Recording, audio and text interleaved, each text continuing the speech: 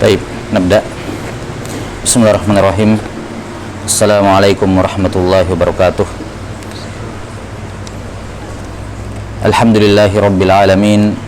Wassalatu wassalamu ala asyrafil anbiya'i wal mursalin Sayyidina wa nabiyyina Muhammadin wa ala alihi wa sahbihi ajma'in. Ashhadu an la ilaha illallah wahdahu la syarika lah, wa ashhadu anna Muhammadan abduhu wa rasuluh. Allahumma la sahla illa ma ja'altahu sahla, wa anta taj'alul hazna sahlan idza syi'ta. Allahumma faqihna fi dinik, wa 'allimna ma yanfa'una, warzuqna al-ikhlasa fil qawli wal 'amal, wa zidna 'ilman ya arhamar rahimin. Allahumma ighfir lana wa liwalidayna wa limasyayikhina wa lil muslimina wal muslimat. Allahumma amin. Taib, nuasil fi qiraati atau syarhi kitab Al-Arba'in An-Nawawiyah lil Hafidh Abi Zakaria Yahya bin Sharaf An-Nawawi rahimahullahu ta'ala al-mutawaffasana 676 min al-hijratin nabawiyah.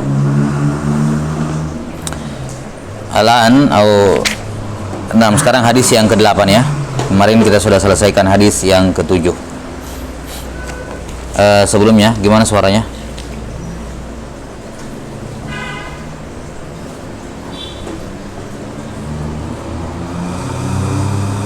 Suaranya jelas?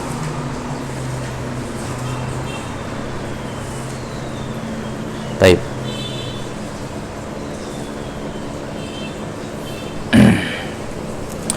Naam, qala al-Imam an-Nawawi rahimahullahu ta'ala al-haditsus tsamin an Ibni Umar radhiyallahu anhuma anna Rasulullah sallallahu alaihi wasallam qala umirtu an uqatila an-nas hatta yashhadu an la ilaha illallah wa anna Muhammadar Rasulullah wa yuqimus salata wa yu'tuz zakah fa idza fa'alu dhalika asamu minni dima'ahum wa amwalahum illa bihaqqil Islam wa hisabuhum 'ala Allah Ta'ala. Rawahul Bukhari wa Muslim. Baik. Kata Imam An-Nawawi rahimahullahu ta'ala dalam hadis yang ke-8, kata beliau al-haditsus tsamin, hadis yang ke-8, an Ibni Umar radhiyallahu anhuma, dari sahabat Abdullah bin Umar radhiyallahu anhuma, beliau berkata, anna Rasulullah sallallahu alaihi wasallam qala, bahwa Rasulullah sallallahu alaihi wasallam bersabda, umirtu an uqatilan nasa hatta yashhadu an la ilaha illallah wa anna Muhammadar Rasulullah. Saya diperintah untuk memerangi manusia sampai mereka mengucapkan bersyahadah la ilaha illallah wa anna Muhammadar Rasulullah wa yuqimus salata wa yu'tuz zakah, juga mengerjakan salat, ya, menegakkan salat dan menunaikan zakat. Fa idza fa'alu dzalika asamu minni dima'ahum wa amwalahum illa bihaqqil Islam. Kalau mereka sudah melakukan 3 perkara ini, yakni sudah mengucapkan 2 kalimat syahadat, sudah menegakkan salat dan mengeluarkan zakat, maka terjagalah dari saya, ya, yakni saya akan berhenti untuk mengganggu ataupun berhenti untuk mengambil, ya, dima'ahum wa amwalahum, nyawa dan harta mereka, darah dan harta mereka. yakni kapan mereka sudah melakukan 3 perkara ini, maka saya sudah tidak disuruh memerangi mereka, saya sudah dilarang untuk memerangi mereka. Illa bihaqqil Islam, kecuali kalau ada hak Islam yang dia ambil, ada hak Islam yang harus dia tunaikan, maka dia, ya, dan hak Islam itu berkenaan dengan darah atau harta, maka saya akan tetap mengambilnya walaupun dia sudah muslim. Namun kalau dia melakukan sesuatu yang, ya, terdapat padanya pelanggaran terhadap hak Islam yang harus dikembalikan kepada Islam, maka saya akan mengambilnya walaupun dia muslim. 6. wa hisabuhum 'ala Allah taala, sementara hisab mereka di sisi Allah Subhanahu wa taala. Nah, rawahul Bukhari wa Muslim. Ini hadis riwayat Al-Bukhari dan Muslim. Hadis yang ke-8 di sini, inti pembahasan dari hadis yang ke-8 di sini adalah 6, dengan apa seorang masuk Islam. Ya, dengan apa seorang masuk Islam. Kapan seorang dikatakan masuk Islam? Kapan seorang tetap berada di atas al-Islam? Ya, kapan seorang masuk ke dalam Islam dan kapan seorang berada di atas al-Islam? Dan hal-hal apa saja yang membolehkan harta dan nyawa seseorang itu untuk dilanggar? Hal-hal apa saja yang membolehkan nyawa atau harta seseorang itu untuk dilanggar? Nah, ini pembahasan ataupun kandungan umum hadis ini. Kata beliau, An Ibni Umar radhiyallahu anhuma, dari sahabat Abdullah bin Umar radhiyallahu anhuma. Sudah berlalu biografi beliau dalam hadis Bunyal Islamu ala khams. 6. Anna Rasulullah sallallahu alaihi wasallam qaal, bahwasanya Rasulullah sallallahu alaihi wasallam bersabda, umirtu an uqatilan nas, saya disuruh untuk memerangi an-nas. Umirtu di sini dalam sigo mabuni, ya, lima lam yusamma fa'iluhu, yang tidak disebutkan siapa pelakunya, siapa yang memerintahkan beliau. Umirtu, saya diperintah. Siapa yang memerintahkan beliau? Nah, tentu saja, ya, jelas yang memerintahkan beliau adalah Allah Subhanahu wa taala. Dan ini salah satu faidah dari sisi ilmu nahwu, bahwasanya menamakan fiil-fiil seperti ini, ya, dengan mabni lil majhul itu kurang tepat. Ya, yang benarnya yang lebih tepatnya dikatakan mabni lima lam yusamma fa'iluhu. Mabni atau fiil yang bentukannya, ya, bentukannya adalah bentukan fiil yang tidak disebutkan pelakunya. Adapun mabni dikatakan lil majhul, majhul kan artinya tidak diketahui. Tidak selamanya pelakunya tidak diketahui. Kadang karena saking terlalu jelasnya pelakunya sehingga tidak perlu disebut. Seperti di sini. Di sini kan jelas pelakunya tidak majhul, failnya tidak majhul. Yang melakukannya, yang memerintahkan Nabi sallallahu alaihi wasallam adalah Allah taala. Kan begitu? Ya, namun tetap dibawakan dalam bentuk seperti ini, umirtu, bukan karena tidak jelasnya tapi karena saking jelasnya, yang tidak perlu disebut. Dialah Allah Subhanahu wa taala. Yani Allah taala memerintahkan saya.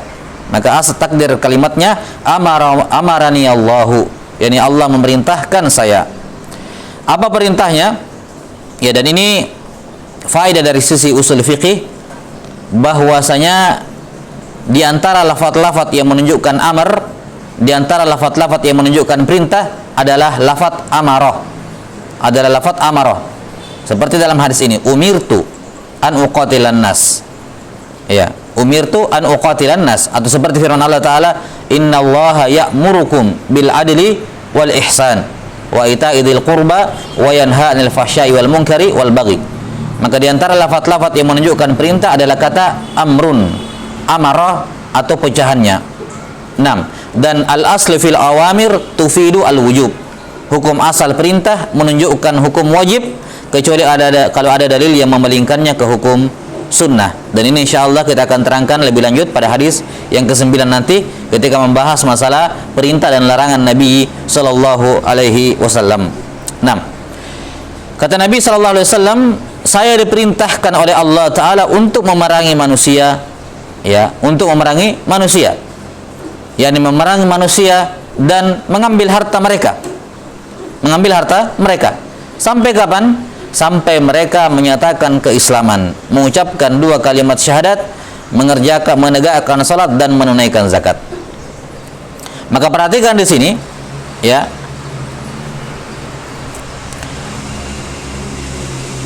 Hatta di sini kata para ulama, hatta di sini bermakna ila. Bermakna apa? Ila, yakni umirtu an uqatilan nasa ila ayyashhadu. Ya, saya disuruh untuk memerangi manusia sampai. Di antara makna ila adalah lil ghayah, menunjukkan apa? Ujung, pinggir, ya, akhir dari sesuatu. Maka makna umirtu an uqatilan nas, yakni umirtu an uqatilan nasa ila ayyashhadu. Saya diperintahkan untuk memerangi manusia, dan peperangan itu peperangan saya kepada mereka itu akan berakhir ketika mereka yashhadu an la ilaha illallah. Jelas sampai sini? Ini makna dari kalimat hatta di sini. Hatta di sini bermakna ila, ya, yang bermakna akhir dari sesuatu, al-intiha. Yani saya akan berhenti memerangi mereka kalau mereka sudah mengucapkan dua kalimat syahadat dan seterusnya. Baik. Pertanyaannya, apakah syariat, ya, maka di sini Allah Subhanahu wa taala menyuruh Nabi Muhammad SAW untuk memberikan dua opsi kepada manusia. Kamu mau masuk Islam atau saya perangi? Atau saya terus memerangi kamu sampai kamu masuk Islam. Cuman dua opsi. Jelas sampai sini? Cuman dua opsi. Karena itulah di sini para ulama menjelaskan bahwa kata annas yang dimaksud di sini walaupun lafadznya umum tapi urida bihil khas. Ya. Ini apa? Umum urida lafdzun am urida bihil khas. Lafadz yang umum tapi yang diinginkan dengannya apa? Khusus. Ataukah dikatakan amun maksus? Ini mungkin yang lebih tepat sih ya. Lebih tepat. Bahwa yang dimaksud dengan annas di sini adalah apa? Lafadznya semua manusia tapi dikhususkan pada dengan dalil-dalil yang lain. Yani tidak semua manusia opsinya cuma dua. Ya, tidak semua manusia opsinya cuma masuk Islam kalau saya atau saya perangi. Tidak. Ya, karena sudah masyhur dalam syariat Islam ada opsi yang ketiga yaitu apa? Membayar upeti, membayar jizyah. Jelas sampai sini ya, membayar jizyah. Karena itulah para ulama menyatakan bahwa kata annas dalam hadis ini ya, itu terbatas pada orang kafir selain ahlul kitab. Selain apa? Ahlul kitab. Seperti misalnya kaum musyrikin ya, atau apa namanya? Syuyu'iyun, ya, ateis yang tidak punya agama, ya. Semua agama-agama selain ahlul kitabain, al-yahud wan nasara, ini diperuntukkan bagi mereka hadis ini. Opsi mereka cuma dua. Masuk Islam atau saya perangi. Tidak ada pilihan jizyah bagi mereka. Tidak ada pilihan jizyah bagi apa? Agama non muslim selain ahlul kitabain, al-yahud wan nasara. Jelas ya? Nah, jadi hadis ini kata para ulama, hadis ini kata annas yang disuruh diperangi di sini adalah semua orang kafir selain orang Yahudi dan orang Nasrani. Nah, mengapa? Karena untuk ahlul kitabain ini, yakni untuk Yahudi wan Nasrani wan Nasara, opsi bagi mereka tiga, bukan dua, yaitu kamu masuk Islam, kalau tidak mau masuk Islam bayar upeti, kalau tidak mau bayar upeti baru diperangi. Jadi ada tiga pilihan. Adapun dalam hadis ini hanya disebutkan dua pilihan, menunjukkan hadis ini bukan ditujukan kepada ahlul kitab. Jelas sampai sini? Tidak ditujukan kepada ahlul kitab. Ya, Allah Subhanahu wa taala berfirman dalam surah At-Taubah ayat 29 ya, tentang perintah memerangi ahlul kitab, kemudian dikatakan hatta yu'thul jizyata ayyadi wa hum saghirun. Ayyadi wa hum saghirun. Perangilah ahlul kitab itu yang tidak beriman kepada Allah dan hari akhirat sampai mereka memberikan jizyah, ya, menyerahkan jizyah dalam keadaan hina. Dalam keadaan hina. Menunjukkan bahwa untuk ahlul kitabain opsi bagi mereka tiga. Ini sebagaimana disebutkan dalam hadis siapa? Kalau nggak salah Sauban maula Rasulullah SAW dalam riwayat Muslim. Ya, diberikan tiga opsi bagi mereka. Masuk Islam, kalau tidak maka bayar upeti, kalau tidak maka apa? Ya, maka diperangi. Jelas sampai sini. Maka kata annas di sini berlaku untuk selain ahlul kitabain. Nah, bagaimana dengan orang-orang Majusi? Orang-orang Majusi ini khilaf di kalangan para ulama sejak dari zaman para sahabat setahu saya. Ya, wallahu a'lam bishawab. Khilaf apakah Majusi ini dikategorikan ahlul kitab atau bukan ahlul kitab. Ya, yakni konsekuensinya kalau dia ahlul kitab maka apa? Diberikan tiga opsi. Kalau dia bukan ahlul kitab berarti cuma dua opsi, masuk Islam atau diperangi. Ya, sebagian atau kebanyakan ulama memandang bahwasanya dan ini adalah amalan dari Umar bin Khattab radhiyallahu an, bahwa al-majus itu apa namanya?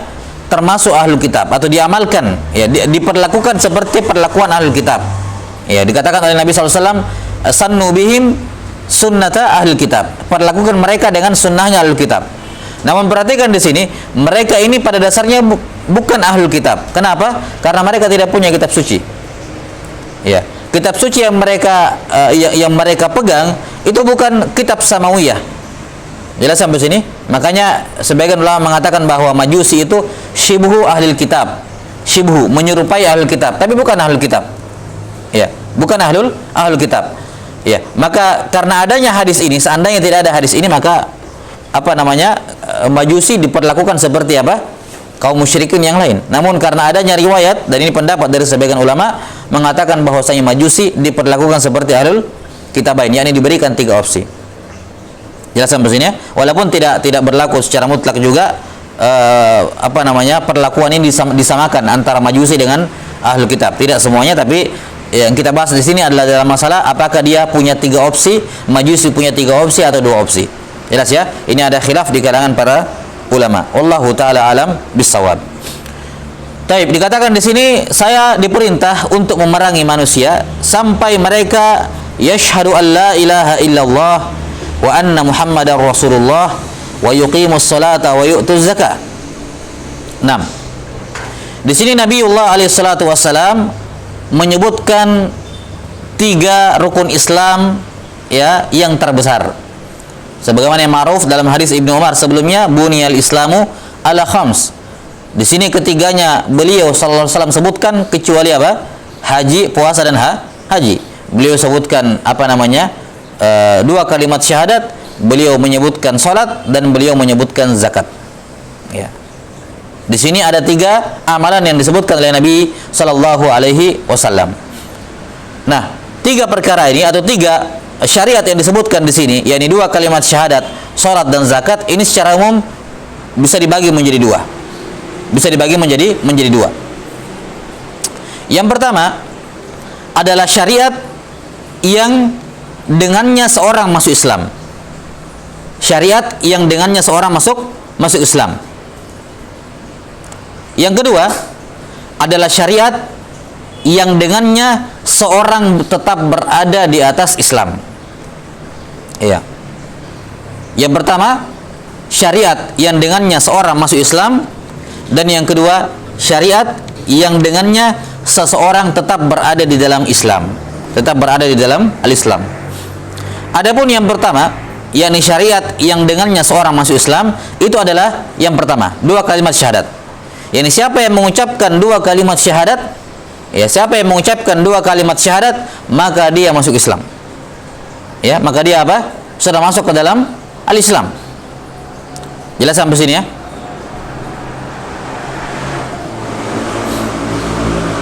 Dan ini nampak dari siapa? Dari mana?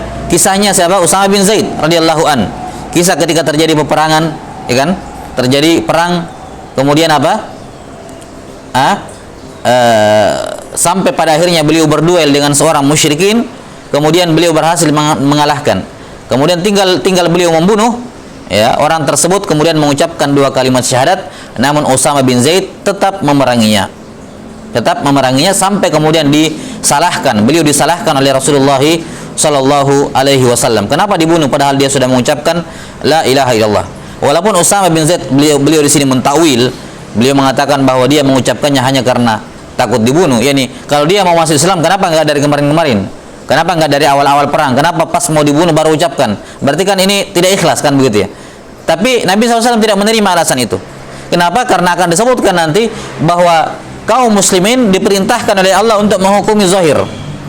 Ya, tidak disuruh untuk menghukumi batin seseorang. Ya, mereka diperintahkan untuk menghukumi zahir. Zahirnya dia sudah mengucapkan 2 kalimat syahadat, maka dia sudah masuk ke dalam al-Islam.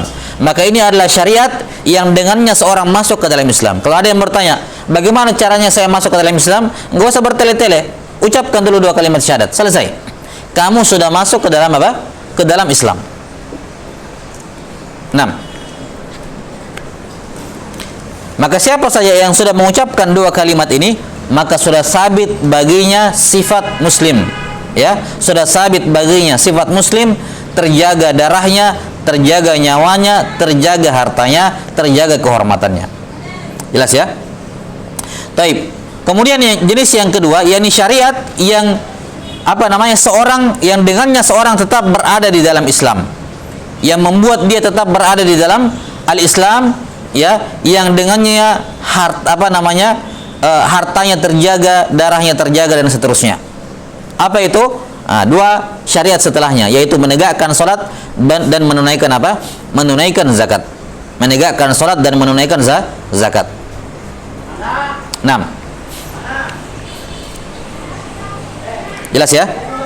Maka seorang masuk Islam dengan dua kalimat syahadat, dan seorang tetap berada di atas Islam ketika dia melakukan salat dan zakat. Ketika dia melakukan apa? Mengerjakan salat dan apa? Salat dan zakat. 6. Dan ini salah satu dalil, ya. Baik, la ba'sa bih. Nah, maka dari gambaran ini kita bisa mengetahui bahwasanya untuk sekedar masuk Islam, seorang cukup mengucapkan dua kalimat syahadat. Tapi untuk tetap berada di dalam Islam, dia harus mengamalkan semua konsekuensi dua kalimat syahadat dan apa? Dan meninggalkan segala hal yang bisa membatalkan dua kalimat syahadat tersebut. Yani ketika ada seorang non-muslim misalnya, ada seorang kafir, musyrikin ataupun ahlul kitab, dia ingin masuk Islam, apa yang dilakukan? Cukup ucapkan dua kalimat syahadat.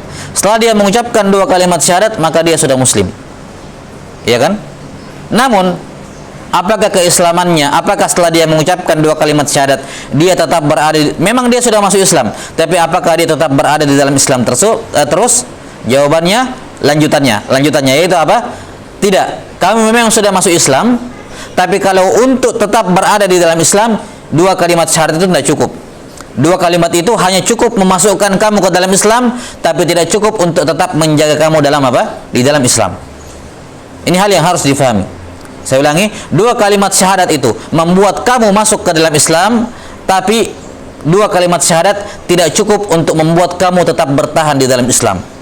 Ya. Kamu harus mengerjakan segala hal yang menjadi konsekuensi dua kalimat syahadat dan menjauhi segala hal yang merupakan apa?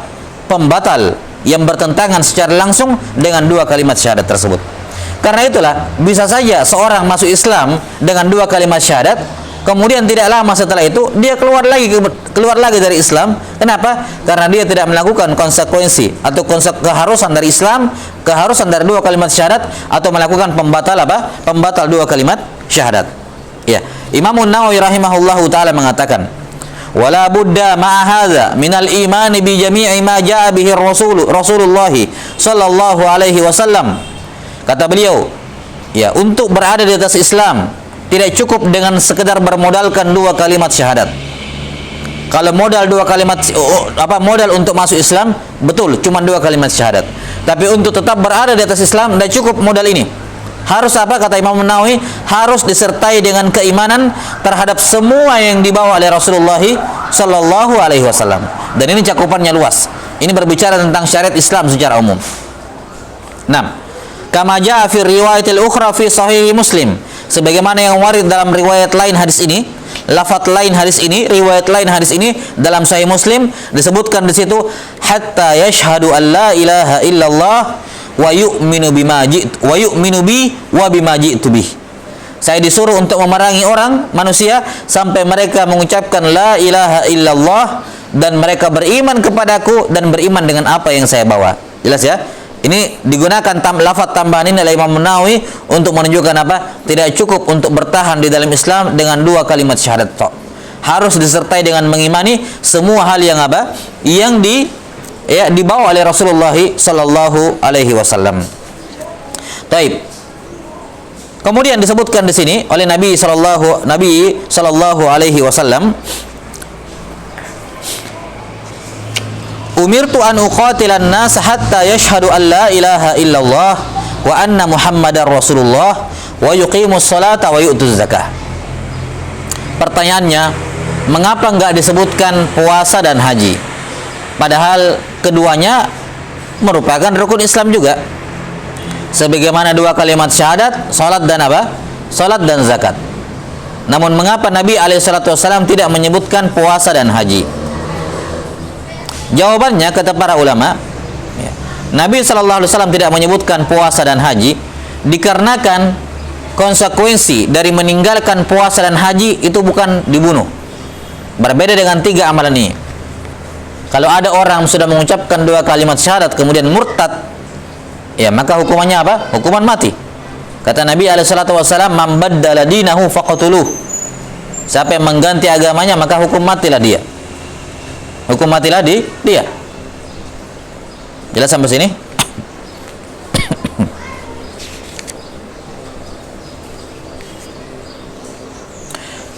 Kemudian salat juga demikian. Ya.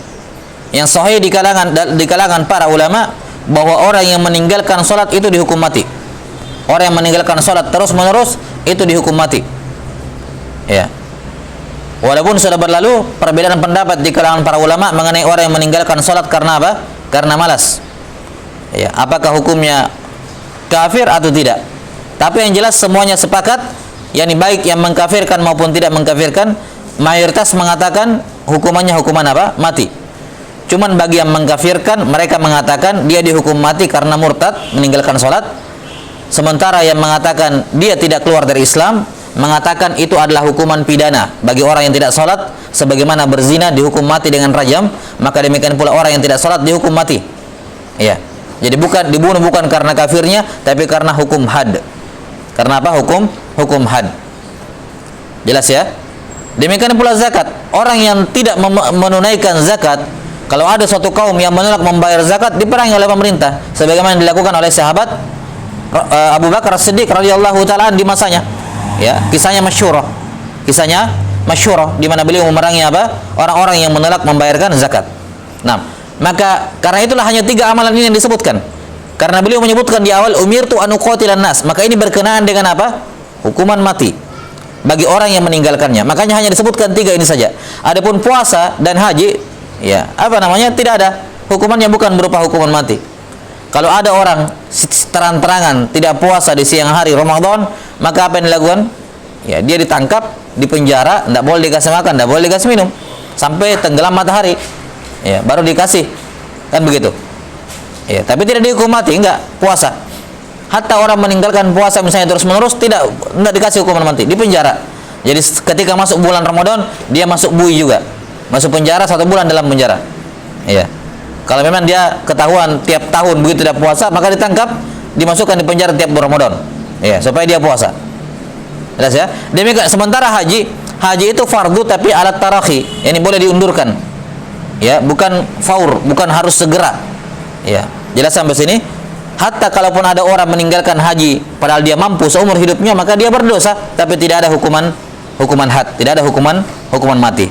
Jelas sampai sini ya? Karena itulah beliau sallallahu alaihi wasallam hanya menyebutkan 3 ini dan tidak menyebutkan salat, juga tidak menyebutkan zakat. Salat tidak menyebutkan puasa dan juga tidak menyebutkan apa?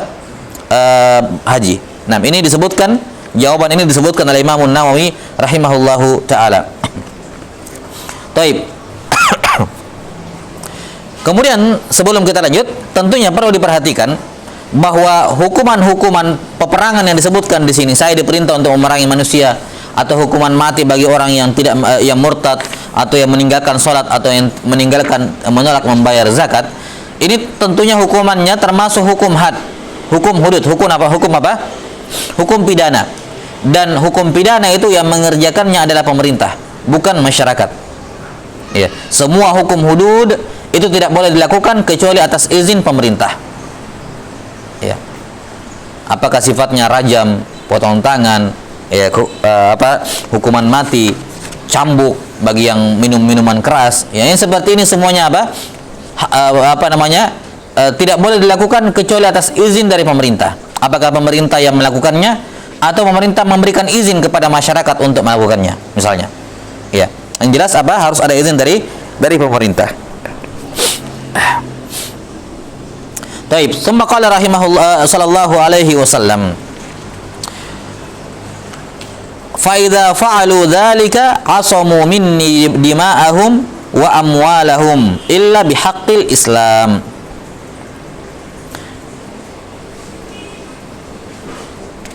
Nah, kalau mereka sudah melakukan 3 hal ini, sudah mengucapkan 2 kalimat syahadat, sudah menegakkan salat dan menunaikan zakat, maka terjagalah dari saya nyawa dan harta mereka.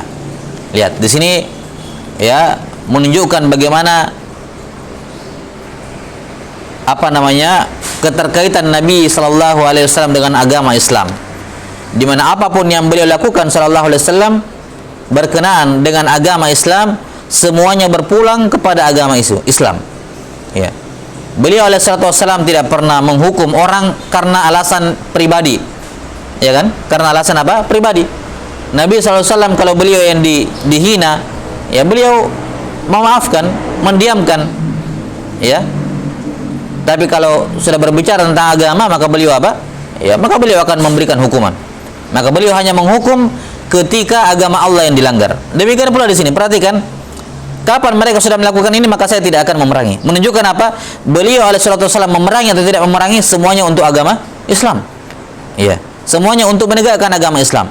Dan inilah apa? Ya, ciri dari al-mu'minul haq, mukmin yang sebenarnya. Di mana mukmin yang sebenarnya itu tidak pernah melakukan hal yang buruk kepada orang lain atau melakukan tindakan ya seperti ini ya, melukai ataupun sampai membunuh atau mengambil harta ya dari orang lain ya. Dia tidak melakukannya karena menolong dirinya sendiri, tapi karena menolong agama Allah Subhanahu wa taala. Karena menolong agama Allah Subhanahu wa taala. Nah, yakni kalau harta bendanya mungkin diambil, maka mungkin ini opsi dia sendiri, tapi dia bisa memaafkan. Tapi kalau harta yang berkenaan dengan agama yang diambil, maka dia akan apa? Dia akan mengambil. Tidak memberikan, tidak memaafkan, dan akan merampas kalau perlu. Dirampas balik. Ya, sebagaimana disebutkan hukuman bagi orang yang melakukan zakat, ya, orang yang tidak tidak mengeluarkan zakat itu dipailitkan. Ya, dipailitkan. Dikeluarkan, diambil dulu zakatnya, baru diambil, dirampas setengah hartanya. Dirampas apa? Setengah hartanya. Ya, ini hukuman bagi orang yang tidak mengeluarkan zakat. 6. Kemudian kata Nabi alaihissalatu wassalam, atau kemudian di sini juga terdapat isyarat akan haramnya menumpahkan darah dan mengambil harta seorang muslim. Ini jelas sekali bahwa kalau dia seorang muslim, maka Nabi SAW akan berhenti dari membunuh mereka dan apa? Menumpahkan darah mereka dan apa? Mengambil harta mereka. Ya. Maka termasuk kezaliman yang sangat besar, ya, ketika ada seorang muslim yang jelas-jelas muslim kemudian ditumpahkan darahnya atau diambil hartanya. Ya, tentunya nanti kita akan sebutkan kata Nabi SAW, illa bihaqil Islam, kecuali kalau ada hak Islam, maka walaupun dia muslim, ya hak Islam harus diambil, dikembalikan kepada Islam. Ya, tapi asal ketika seorang muslim, maka terjaga harta, darah dan hartanya. Ya, Allah Subhanahu wa taala telah menetapkan anna man qatala nafsan ya bighairi nafsin aw fasadan fil ard faka'annama qatala an-nasa jami'a. Barang siapa yang membunuh suatu jiwa bukan karena jiwa itu telah membunuh orang lain juga, dan bukan karena dia melakukan kerusakan di muka bumi ini, maka seakan-akan dia telah membunuh semua jiwa. Ya, man qatala mu'minan muta'ammida fajaza'uhu jahannamu khalidan fiha wa ghadiballahu alaihi wa la'anah. Ya. Wa adda lahu jahannam wa sa'at masira. Barang siapa yang membunuh mukmin dengan sengaja, mukmin dan sengaja, maka balasannya adalah apa? Ya, Jahannam, dia kekal di dalamnya. Ya, dia kekal di dalamnya. Allah murka kepadanya dan Allah melaknatnya. Dan Allah melaknatnya. Nah, maka ini menunjukkan bahwa membunuh seorang muslim dosa yang sangat besar. Dan insyaallah taala akan datang di hadis yang hadis ke-14, ya, penjelasan lebih lanjut tentang haramnya membunuh seorang muslim. Nah, demikian pula harta. Kata Nabi alaihissalatu wassalam, la yahillu malu mri'in muslim illa an bi nafsin min. Tidak halal mengambil harta seorang muslim, ya, tanpa keridhaan dirinya. Karena itulah kaidah asal dalam muamalah adalah apa? Al-aslu fi milkil ghair atau yuhramu. Ya, yuhramu at-tasarrufu fi milkil ghair bila idzni. Diharamkan untuk memanfaatkan barang milik orang lain tanpa izin. Ya. Hatta walaupun dia gunakan itu untuk ibadah. Hatta walaupun dia gunakan milik orang lain itu untuk ibadah, maka tidak boleh. Contoh misalnya as-salatu bi ardil maksubah atau al-wudu bil ma' al-maksub. Ya.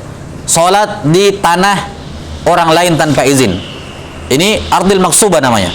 Atau berwudu dengan air kerannya orang tanpa izin. Ini wudu dengan air yang maksubah. Jadi maksubah bukan bermakna rampasan dalam konotasi mengambil merampas ya, bukan itu maknanya.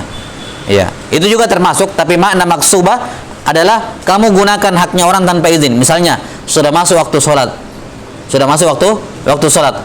Kemudian, wah di mana kita sholat? Dia melewati kebunnya orang, kemudian dia sholat di dalam kebun orang tersebut tanpa izin. Maka ini tidak boleh. Ya, dia tidak boleh sholat di kebunnya orang tanpa izin. Ya, ini kita tidak berbicara ya, kecuali kalau ada misalnya sudah ma'ruf di masyarakat di situ, kalau mau sholat bolehlah, nggak ada masalah. Tapi hukum masalahnya nggak boleh. Ya, misalnya ada masuk waktu sholat, tidak ada masjid, ya tidak mungkin juga, dia mungkin tidak bisa sholat di pinggir jalan. Ada rumahnya orang terbuka, pagarnya terbuka, dia masuk ke dalam sholat di terasnya orang atau di halamannya orang. Ini nggak boleh juga, hukumnya haram. Tidak boleh seorang bersolat di dalam halamannya orang tanpa izin. Ini namanya as-sholatu fi ardil maksubah. Sholatnya syah, tapi dia berdosa. Sholatnya syah, tapi dia berdosa. Maka harta seorang muslim, ya, harta seorang muslim itu memiliki hurmah. Kata Nabi alaihissalatu wassalam, inna dima'akum wa amwalakum wa aradakum bainakum haram ka hurmati yaumikum hadha fi syahrikum hadha fi baladikum hadha. Yani seandainya kehormatan hari Arafah digabungkan, ditambahkan dengan kehormatannya, ya, bulan Zulhijjah, kemudian ditambahkan dengan kehormatannya Mekah, maka lebih terhormat harta dan darah seorang muslim serta kehormatannya. Ini menunjukkan bahwa perkara harta dan darah ini bukan perkara yang main-main. Ya. Kalau berkenaan dengan hak Allah Ta'ala, maka yang pertama kali dihisab adalah apa? As-salah. Awwalu ma yuhasabu bihil abdu yaumal qiyamah as-salah. Perkara yang paling pertama dihisab ya dari seorang hamba pada hari kiamat adalah salat. Kalau itu berkenaan antara dirinya dengan Allah. Tapi kalau pelanggaran yang berkenaan antara dirinya dengan orang lain, maka amalan yang paling pertama kali dihisab adalah masalah darah. Awwalu ma yuhasabu bihil abdu yaumal qiyamati fid dima. Perkara yang paling pertama kali dihisab oleh Allah pada hari kiamat adalah masalah harta. Ya, dalam hadis lain dalam masalah salat. Bagaimana cara mengompromikannya? Nah, seperti tadi. Yakni salat, amalan yang pertama kali dihisab kalau dia berkenaan, amalan itu berkenaan antara dirinya hamba dengan Allah Ta'ala. Dan harta, darah menjadi amalan yang pertama kali dihisab kalau itu berhubungan antara sesama makhluk. Baik.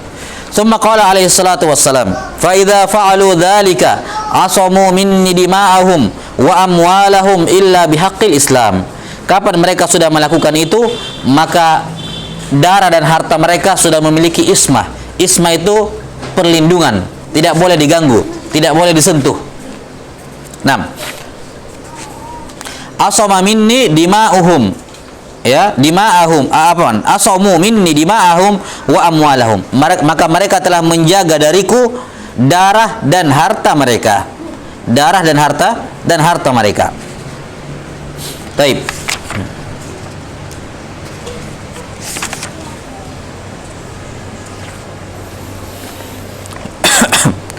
Al-ismah di sini, ismah penjagaan.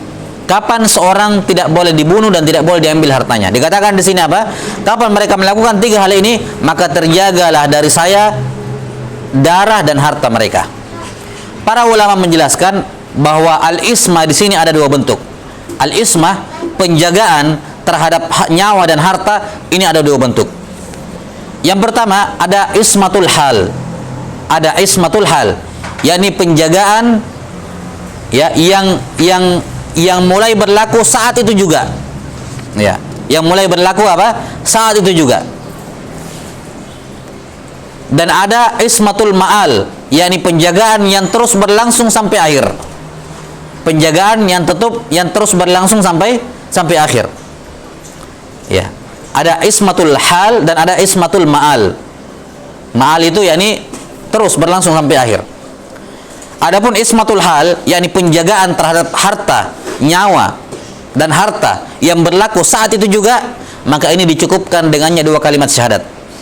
Yani kalau kamu mau nyawa dan hartamu terlindungi saat ini juga, maka kamu ucapkan 2 kalimat syahadat. Ya, 2 kalimat apa? 2 kalimat syahadat. Jadi tidak benar kalau dikatakan, kalau ada orang kafir di sini misalnya, ada orang kafir misalnya, dia mengatakan, oh saya nggak mau diperangi, saya nggak mau harta saya diambil. Apa yang saya lakukan? Saya nggak mau saya diperangi, saya nggak mau harta saya diambil. Apa yang saya harus lakukan? Nggak boleh, salah kalau kita katakan, oh kamu harus masuk Islam, sholat dan zakat. Enggak, bukan tiga yang dibutuhkan. Jelas ya? Kalau kamu mau terjaga saat ini juga, yang dibutuhkan cuma satu, masuk Islam sekarang. Biar penjaganya mulai sekarang. Jelas sampai sini? Maka kalau kita berbicara mengenai penjagaan terhadap nyawa dan harta yang berlaku saat itu juga, maka yang dibutuhkan cuma 2 kalimat syahadat. Tanpa sholat dan tanpa zakat. Tanpa sholat dan tanpa zakat. Berbeda dengan ismatul ma'al, bentuk yang kedua. Nah, kalau mau penjagaan terhadap nyawa dan hartamu terus berlangsung, barulah disertai 3 ini, ditambahkan 2 hal ini, yaitu 2 kalimat syahadat, sholat dan zakat. Ya, misalnya orang-orang non ahlul kitab misalnya mengatakan, saya nggak mau diperangi, saya nggak mau diambil harta saya, mulai sekarang. Kita katakan apa? Kalau nggak mau mulai sekarang masuk Islam. Sudah, dia mengucapkan 2 kalimat syahadat. Berarti apa? Dia sudah terjaga nyawa dan hartanya. Kapan terjaganya? Sekarang. Tapi kalau kamu ingin mempertahankan status ini, status terjaga ini, Anda cukup 2 kalimat syahadat. Kamu harus kerjakan sholat dan zakat. Karena kalau tidak, kamu akan dihukum mati. Jelas sampai sini? Diambil hartamu kalau tidak membayar zakat. Maka untuk mempertahankan isma ini, selain 2 kalimat syahadat, dibutuhkan sholat dan zakat. Tapi kalau sekedar untuk mendapatkan isma di awal, ya saat itu juga, maka cukup 2 kalimat syahadat. Jelas ya? Nah, ini al-ismah 2 bentuk. Ada ismatul hal dan ada ismatul ma'al. Naam, wallahu taala alam bisawab. Naam. Kemudian kata Nabi alaihi salatu wassalam, illa bihaqqil Islam.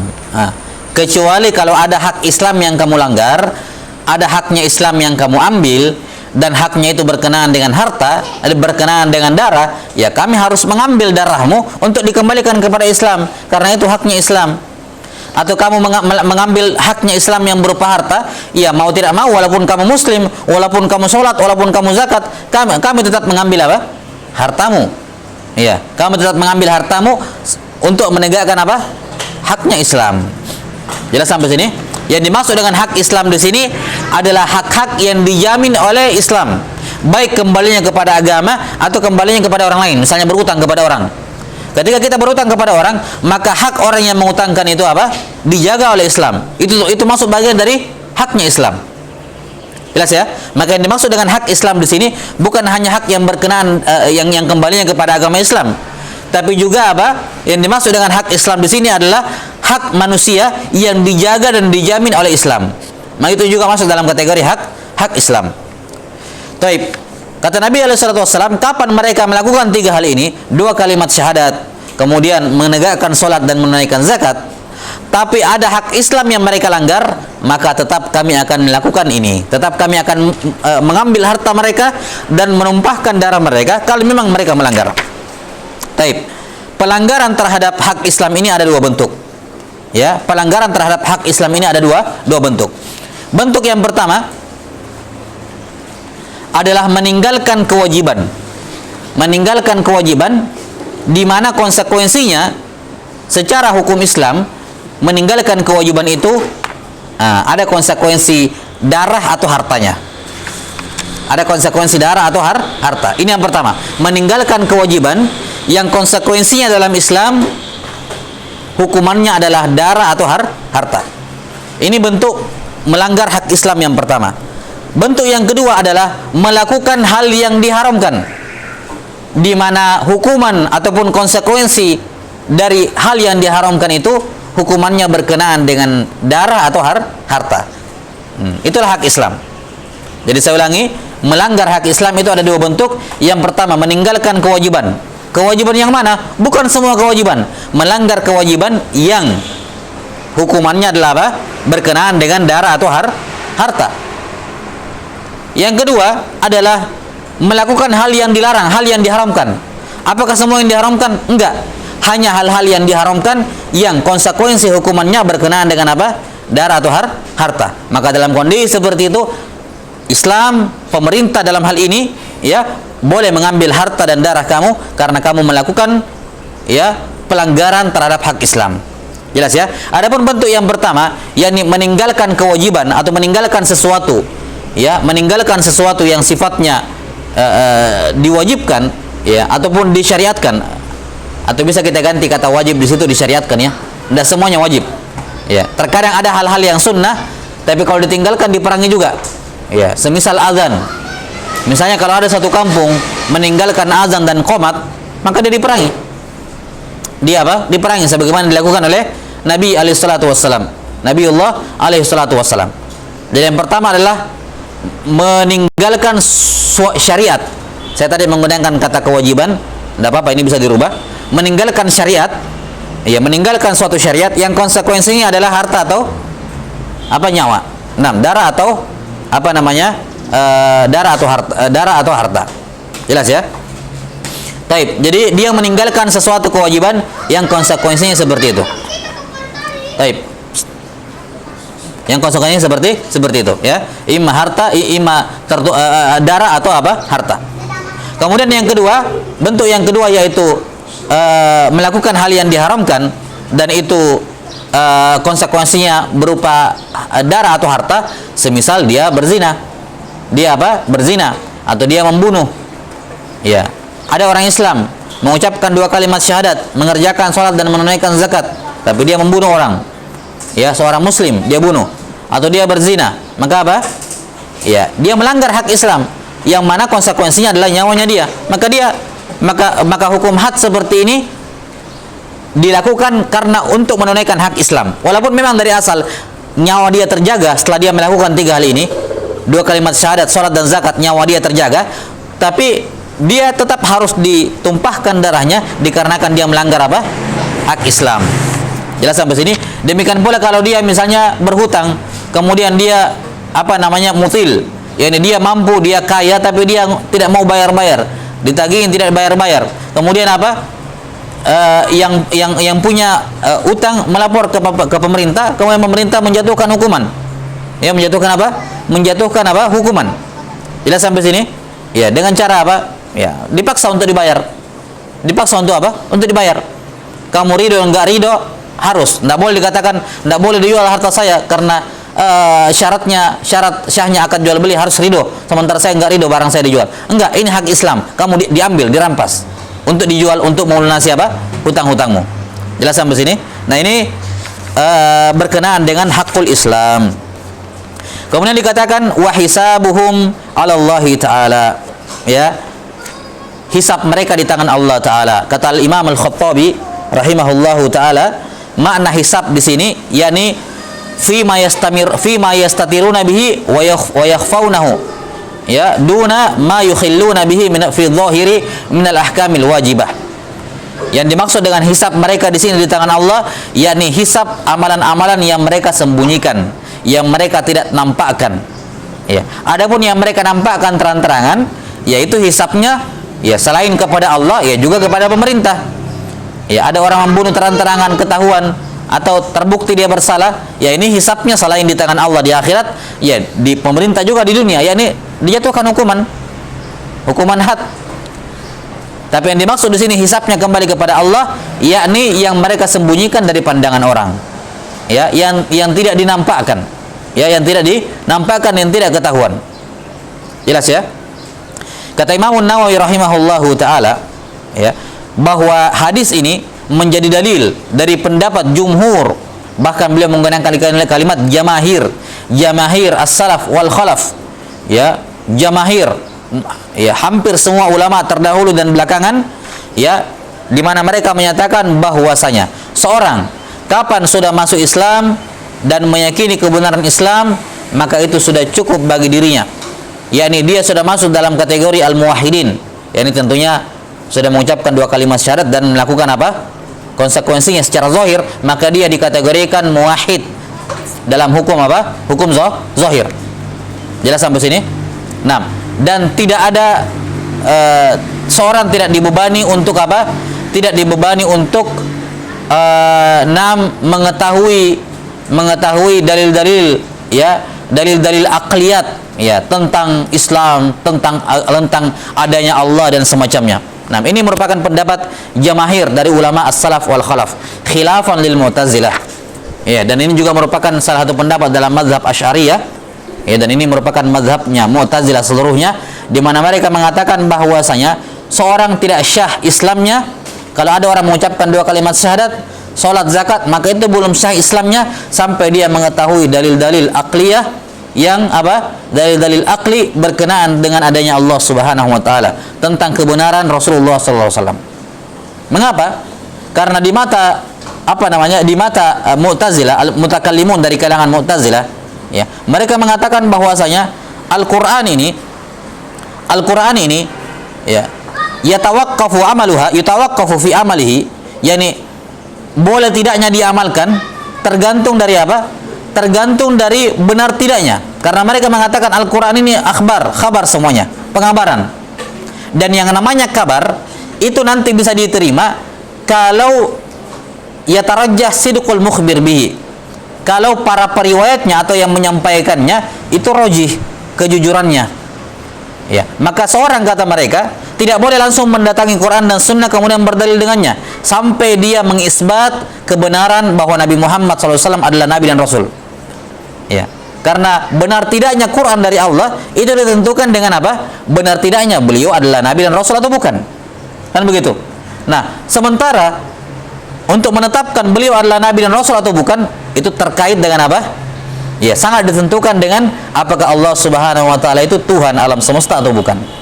Jadi ranahnya ke situ. Makanya semua orang-orang yang belajar ilmu mutakallimun, semua sebelum terjun kepada Quran dan Sunnah semuanya harus melalui level awal, yaitu apa? Isbat wujudis soni. Tetapkan dulu ada pencipta. Setelah itu kamu menetapkan penciptanya adalah Allah. Setelah itu kamu hubungkan dalil-dalil untuk menyatakan bahwasanya kalau begitu Nabi Muhammad SAW adalah Rasul. Setelah itu baru kamu menetapkan bahwa Quran adalah wahyu dari Allah. Setelah itu barulah boleh kamu beramal dengan Quran. Jelas sampai sini? Fase yang sangat panjang. Ya, di mana banyak di antara mereka yang meninggal sebelum sampai di fase itu. Sebelum sampai ke fase itu. Dan ini merupakan apa? Kata Imam Nawawi rahimahullahu taala, ya, beliau mengomentari kata mazhab ini, kata beliau, wa hadzal mazhabu huwa qaulu katsiri minal mu'tazilah wa ba'dhu ashabinal mutakallimin wa huwa khata'un zahir. Itu jelas merupakan apa? Murni kesalahan. Ya. Fa innal muradat tasdiqu al-jazimu wa qad hasal. Karena yang dimaksud dengan masuk Islam di sini adalah apa? Yang dimaksud dengan mengucapkan 2 kalimat syahadat dan seterusnya adalah apa? Pembenaran yang bersifat pasti. Dan pembenaran itu sudah terhasilkan tanpa melalui apa namanya? Muqaddimat, fase-fase seperti itu. Jelas ya? Tanpa didahului menetapkan adanya penciptanya adalah Allah. Itu tidak perlu semuanya. Kalau sekedar yang diinginkan apa? I'tiqad al-jazim. Dan itu sudah terwujud di hatinya masyarakat awam sekalipun. Ya, di masyarakat yang ummiyun sekalipun. Ya, maka tidak perlu dengan semua itu. Jelas sampai sini ya? Kata beliau, "Wa li anna an-nabiy sallallahu alaihi wasallam iktafa bit-tasdiqi bima jaa'a bihi wa lam yashtarit al-ma'rifah bid-dalil." Ya, karena Nabi sallallahu alaihi wasallam mempersyaratkan, disebutkan dalam riwayat Muslim tadi, hatta yashhadu an la ilaha illallah wa yu'minu bi wa yu'minu bima ji'tu bihi. Nabi SAW hanya mempersyaratkan pokoknya kamu membenarkan semua yang saya bawa, dan beliau tidak mempersyaratkan kamu harus tahu dalil-dalilnya. Ya, tidak mempersyaratkan kamu harus tahu apa? Dalil-dalilnya. Kenapa? Karena mengetahui dalil itu adalah fardu kifai. Jelas sampai sini, mengetahui dalil adalah fardu kifai. Itu wazifahnya ulama. Karena itulah seorang dalam ketika belajar fikih, ketika belajar akidah, untuk pemula itu tidak disebutkan dengan dalil karena belum ranahnya mereka berbicara tentang dalil. Lihat buku-buku akidah dasar, Ushulus Sunnah Al-Humaidi, Ushulus Sunnah Imam Ahmad, ya, kemudian apa namanya, kitab-kitab sunnah, Imam Al-Bukhari, i'tiqadnya Sufyan Ats-Tsauri, i'tiqadnya para imam. Coba cari, ada nggak dalil dalam semua permasalahan? Kalaupun ada, cuma disebutkan 1 atau 2 saja. Ya, hanya min babit tanbih. Jadi sampai sini menunjukkan bahwa dalam belajar akidah dari awal nggak disebutkan dengan dalil. Yakini saja dulu ini poin. Ya. Maka tidak dibenarkan dikatakan bahwa tidak boleh kamu meyakini suatu akidah sampai kamu tahu dalilnya. Dari mana seperti itu? Ya, tidak dibenarkan. Itu cara apa? Itu adalah pandangan mutakallimin yang mengatakan tidak boleh seorang menerima mentah-mentah suatu perkara akidah sampai tahu dalilnya. Lah. Jelas sampai sini? Ketika anak kecil diajari Allah di atas Allah Ta'ala istiwa di atas arsy. Ketika anak kecil diajari bahwa la ilaha illallah. Ketika anak kecil diajari bahwa begini dan begitu. Yang penting mereka apa? Pokoknya kamu percaya, terima, selesai masalah.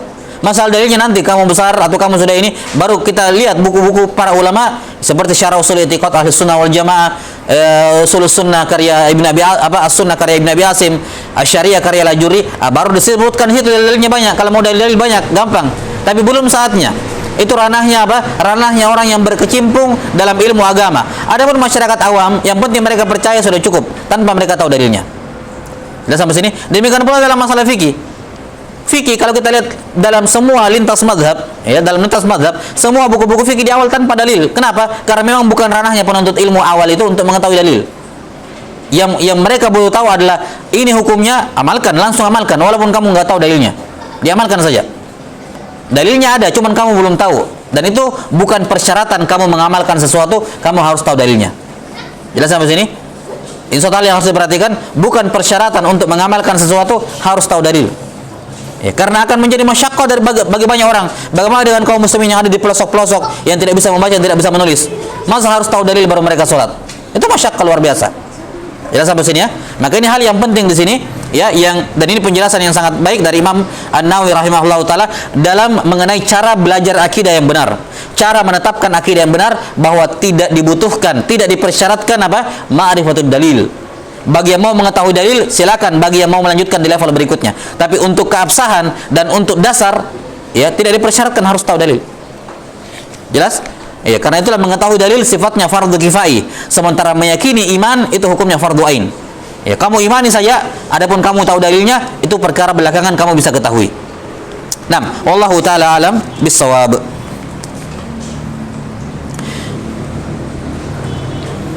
Kemudian ini merupakan dalil juga dari pendapat jumhur ulama yang mengatakan bahwa seorang ya yang muslim maka dia diperlakukan sesuai dengan apa? Hukum zahirnya. Ya. Adapun apa yang terbersit dalam hati mereka dikembalikan kepada Allah Subhanahu wa taala. Ya. Maka kalau ada orang misalnya datang ya membawakan kepada kita makanan ke rumah, maka apa? Zahirnya apa? Hadiah, diterima. Nggak usah ditolak kemudian dipertanyakan, jangan sampai ini dia memberikan hadiah niatnya ini, niatnya itu dan seterusnya. Ya, niatnya ini dan niatnya itu. Ya, kecuali kalau ya, jelas ada hukum syariat yang berkenaan dengannya, semacam gratifikasi misalnya. Gratifikasi di sini tidak bisa dikatakan oh itu kan urusan niat dia, ini hadiah datang kepada saya. Enggak, ini ada hukum tersendiri tentang itu. Ini dia amil.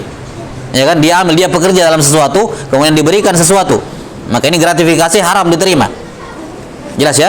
Nah, itu masalah lain. Intinya bahwa ketika ada seorang mengamalkan sesuatu atau melibatkan kita misalnya, maka kita menghukumi mereka sesuai dengan apa? Zahir. Ada orang Islam meninggal dan diketahui dia seorang muslim, maka dimandikan jenazahnya, dikafani, disolati, dikuburkan di pekuburan kaum muslimin. Tidak bisa dikatakan wah jangan sampai dia begini dan begitu, pernah begini dan pernah begitu, jangan sampai hatinya begini dan begitu. Itu enggak dianggap. Karena perkara-perkara yang tersembunyi dari kita tidak diberikan beban oleh Allah Ta'ala untuk apa? Ya, untuk mencari tahu dan bersikap sesuai dengan itu. Enggak. Kita diperintahkan oleh Allah Ta'ala untuk menyingkapi apa-apa yang zahir bagi kita. Apa-apa yang zahir bagi kita. Taib. Kemudian sebagai masalah tambahan, masalah yang terakhir, para ulama atau para fuqaha berbeda pendapat mengenai hukum taubatnya orang yang zindiq. Ya, hukum taubatnya orang zindiq. Apa itu zindiq? Zindiq itu kalau dalam istilah syariat munafik. Ya. Zindiq itu dalam istilah syariat apa? Munafik dengan nifak akbar. Nifak yang mengeluarkan dari Islam, seperti nifaknya orang-orang musyrikin. Zindiq itu asalnya bahasa Persia yang kemudian diserap ke dalam bahasa Arab. Jadinya bahasa Arab tapi asalnya bukan dari bahasa Arab. Dia mu'arrab namanya. Mu'arrab min dia diserap ke dalam bahasa Arab dari bahasa Persia. Itu zindiq. Kalau dalam bahasa istilahnya, bahasa syariatnya zindiq ya munafik. yakni orang yang menampakkan keislaman namun menyembunyikan apa? Ya, adharal Islam wa yudhirul Islam wa yubtinul kufur. Menampakkan keislaman namun menyembunyikan apa namanya? Kekafiran. Nah, sekarang kalau kedapatan, ketahuan, ini orang zindik ini orang munafik dengan nifak akbar. Setelah itu, maka apa hukumannya? Hukumannya kan dihukum mati. Ya, zindik itu dihukum mati hukumannya. Jelas ya? Zindik dihukum mati. Nah, maka anggaplah misalnya sebelum dia dihukum mati, ya, dia taubat. Saya taubat, ya betul-betul saya sekarang taubat, saya kembali, saya masuk ke dalam Islam betul-betul ini. Saya serius ini, sudah masuk Islam. Saya taubat dari kemunafikan, taubat dari zindik. Nah, apakah taubatnya diterima atau tidak? Apakah taubatnya diterima atau tidak? Ya, yang dimaksud diterima taubatnya atau tidak, apakah taubat ketika dia taubat itu hukuman matinya dibatalkan ataukah tetap dihukum mati? Itu maksudnya di sini. Jadi maksud kalimat apakah taubatnya diterima atau tidak, yakni apakah tetap dijatuhkan padanya hukuman atau tidak. Kita tidak berbicara mengenai taubatnya dia di hadapan Allah. Kalau taubat di hadapan Allah kan, ya jangankan zindik, orang musyrik, orang kafir masuk Islam kan diterima ya. Maka zindik pun, munafik pun kalau dia taubat diterima di sisi Allah. Iya. Itu kita tidak bahas di situ. Yang dibahas oleh para fuqaha adalah taubatnya di tengah-tengah manusia. Yakni ketika ada orang zindik, ya ketika akan dihukum mati misalnya, kemudian dia taubat, mengatakan saya taubat dari kezindikan, dari kemunafikan, saya mau memperbaiki keislaman saya. Nah, apakah ini bisa mencegah hukuman matinya atau tidak? Dalam artian apakah taubatnya diterima atau tidak? Ini khilaf di kalangan para fuqaha. Ya. Pendapat jumhur ulama mengatakan taubatnya enggak diterima. Yani kalaupun dia sudah taubat tetap dihukum mati. Tetap dihukum apa? Tetap dihukum mati. Ya, kenapa? Karena kerusakannya besar, ini zindik. Ya. Beda dengan sekedar orang murtad. Kalau Islam terus murtad, ya kan begitu. Kan dinasihati dulu, nasihati kembali ke dalam Islam. Kalau kembali ke dalam Islam aman. Tapi kalau dia tetap ngotot, ya baru dihukum mati. Kan begitu. Ya, itu kalau murtad. Dia hanya membahayakan dirinya, tidak membahayakan orang lain. Tapi zindik ini berbahaya, munafik berbahaya. Karena memang tujuannya untuk merusak Islam. Maka yang seperti ini kalaupun dia taubat, maka jumhur ulama mengatakan tidak diterima taubatnya. Yani urusan dia betul-betul taubat itu di hari kiamat kelak, urusan dia dengan Allah. Kalau dia betul-betul taubat, Allah akan maafkan dia, masukkan dia ke dalam surga. Tapi di dunia taubatnya enggak diterima, yakni tetap dijatuhi hukuman mati. Jelas ya? Ini pendapat jumhur al ulama. Taib, wallahu taala alam bisawab. Kemudian sebagai tambahan, saya lupa tadi ketika kita menyebutkan tentang pelanggaran hak Islam. Pelanggaran hak Islam ada dua ya, meninggalkan syariat yang konsekuensinya adalah nyawa atau darah, dan yang kedua apa? Melakukan hal yang diharamkan yang konsekuensinya adalah darah atau nyawa. Ya, ini kita sudah sebutkan contohnya seperti misalnya membunuh atau misalnya rajam, termasuk di dalamnya misalnya al-bughat. Kaum al-bughat, yakni kaum separatis. Kaum apa? Separatis. Ya, yang mencoba keluar dari ketaatan persatuan kaum muslimin. Ini juga diperangi walaupun dia muslim, sebagaimana para sahabat memerangi kaum khawarij. Ya. Nah, demikian pula qutta'ut thariq, begal. Ini juga begal dibolehkan untuk dihukum mati. Ya. Yani kalaupun dia terbunuh, ya, kalaupun dia terbunuh dalam bergulat itu, maka tidak ada apa-apa bagi yang membunuhnya. Kenapa? Karena qutta'ut thariq ini, begal semacam ini termasuk melakukan perbuatan yang menghalalkan darahnya, yang membolehkan dia dihukum mati. Ya. Jelas sampai sini? Karena ini menebar kerusakan. Fasadan fil ard, melakukan apa? Kerusakan. Demikian pula sihir. Demikian pula apa? Sihir. Ini sihir juga menyebarkan kerusakan di muka bumi ini. Maka dijatuhi juga dengan hukuman mati. Nah, wallahu taala alam bisawab. Walillahil hamd. Selesai pembahasan hadis yang ke-8.